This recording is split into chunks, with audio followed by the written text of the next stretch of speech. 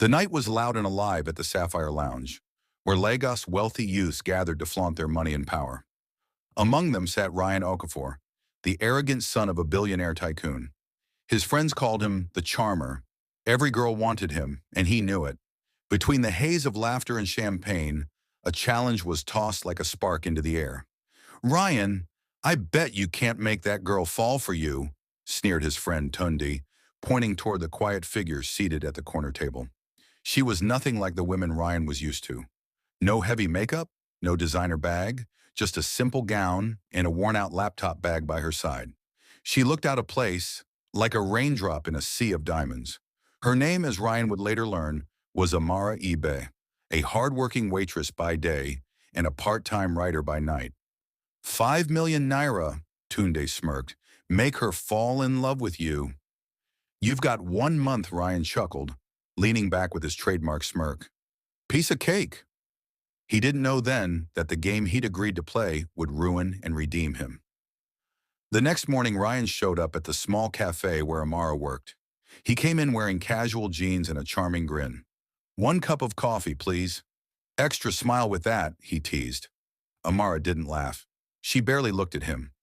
"We sell coffee, not compliments," she said flatly.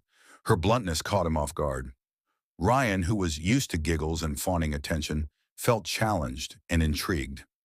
Days turned into weeks. He started coming to the cafe daily, pretending it was about the coffee.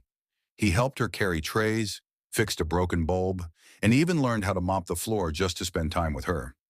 Amara, though cautious, began to soften. She told him about her dreams of becoming a published writer, how she was caring for her younger brother after losing their parents. Ryan found himself listening, really listening, for the first time in his life, and somewhere between the jokes and late-night talks, something unexpected happened. He began to fall in love. By the third week, Amara had fallen too. Her laughter returned, her eyes sparkled again, and Ryan felt both proud and terrified. His friends kept pressing him. "So, has the girl confessed her love yet?" "We're waiting for proof, man." A video or something. Ryan couldn't stomach it anymore. He ignored their calls, but fate had its way. One evening, while he was walking Amara home, Tunde pulled up beside them in his flashy car, laughing. "So this is the famous Amara? The one from the 5 million naira bet?" The world stopped. Amara froze. Her eyes filled with disbelief, then horror. Bet?" she whispered, her voice trembling. Ryan reached for her hand, desperate. "Amara, listen. It started as a bet, but I swear it's not like that anymore. I love you." She slapped him.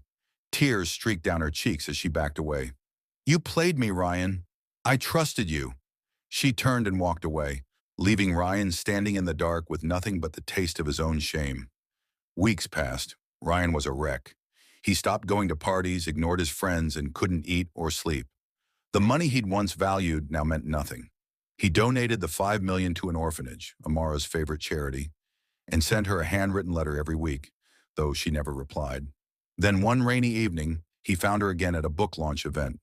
She was radiant in a soft yellow gown, standing beside a table of her newly published novel titled The Game That Broke a Heart. Ryan froze. The story was clearly about them. When she saw him, the air shifted. "You came," she said quietly. "I had to," he replied, eyes glistening. "I deserve your anger, but I want you to know I never meant to hurt you. The man who made that bet died the moment he met you." For a long silence, Amara looked at him. Then she smiled sadly. "You didn't just break my heart, Ryan. You helped me find my voice. Maybe that's how we were meant to meet." She walked away again, but this time she looked back, and Ryan knew there was still hope. Months later, Amara's second book was dedicated to the man who taught me that even a lie can lead to the truth if the heart changes first. Ryan sat in the audience as she read those words aloud, his chest tight with emotion. He hadn't won the bet. He'd lost something far greater, but he had also found something real, redemption through love. Ryan sat in his car long after the book launch ended, watching the guests leave through the tall glass doors of the event hall. Amara's laughter floated faintly through the air, soft, genuine, the same sound that used to warm his heart. But now it cut deep. He had lost her once, And even though she had looked back, her eyes didn't hold the same tenderness they once did. They held distance, walls built from pain. He sighed and started the car. Yet as he drove past the billboard of "The Game That Broke a Heart," her face glowing proudly beside it, he smiled sadly. "You made it, Amara," he murmured, "even if I had to be the villain in your story." That night he sat alone in his penthouse, deleting all the shallow numbers in his phone book. His life of vanity had no meaning anymore. He reached for his phone, opened his notes, and began to write something he'd never thought he would. A love letter not to win her back, but to say goodbye right. Days later, Amara received a small brown envelope at her office. No flowers, no perfume, just a handwritten letter inside. "Amara, I've spent weeks trying to write the right words, but I've realized that sometimes 'I'm sorry' will never be enough. You taught me what love really means, and I destroyed it before I understood it. I don't expect forgiveness. I only hope you live every day knowing you changed a man who didn't think he could change." She read the letter 3 times. Her heart clenched. She wanted to stay angry, to remember the humiliation and betrayal. But the honesty in his words broke her resolve. Her best friend Kioma noticed her silence. "You still love him, don't you?" Amara looked away. "Maybe a part of me does. But how do you forgive someone who played with your heart for money?" "Maybe," Kioma said gently, "you don't forgive him for his past. You forgive him for who he's become because of you." Those words haunted Amara all night. Fate, as if conspiring, brought them together again 2 months later. Amara had been invited to speak at a youth empowerment event organized by the Okafor Foundation, Ryan's family's charity. She didn't know he'd be there until she saw him walking up the stage to welcome her, dressed in a simple black suit with no trace of arrogance. Their eyes met. Time stood still. After her speech, Ryan approached her quietly. "You were incredible," he said, voice low, sincere. "Thank you," she replied, calm but guarded. He hesitated. "I didn't plan this, but I'm glad fate made it happen." Amara nodded. "Maybe fate just wanted to remind us of what we learned." He smiled faintly. "Then I learned that love isn't a game, and I'd rather lose everything than play it wrong again." They stood there in silence for a long moment, surrounded by the chatter of the crowd, but somehow it felt like the world had paused just for them. A week later, Amara received another invitation, this time to a new charity project titled Hearts That Heal. The project's founder, Ryan Okafor. It aimed to help victims of emotional abuse and broken trust rebuild their confidence through therapy and creative writing. At the launch event, Ryan took the stage and spoke with emotion. "I started this not as a man who got it right, but as one who learned the hard way what love and respect truly mean." Then his eyes found hers in the audience. "Some people come into our lives not to stay, but to wake our hearts. To them, we owe our transformation." The hall went silent. Afterward, Amara walked up to him. "You've changed," she said softly. "You're the reason I had to," he answered. "But even if you never come back, I'll keep being that man, for you and for myself." She looked at him, eyes glistening. "Maybe I don't want to never come back." Ryan froze. "What are you saying?" "I'm saying," she smiled through tears, "maybe we can try again.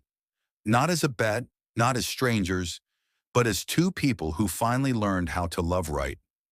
Love didn't rush back overnight. They took it slow: coffee dates, honest talks, therapy sessions, and long walks by the lagoon. Ryan learned to listen. Amara learned to trust again. They read books together, wrote poems, and even collaborated on a short film about second chances. The tabloids called them the unlikely lovers, but they ignored the noise. This time their love wasn't for display. It was real, fragile, and pure. And when Ryan proposed to her under the same cafe lights where they first met, he didn't promise perfection. He promised truth. No games, no bets, just love, honest and unearned.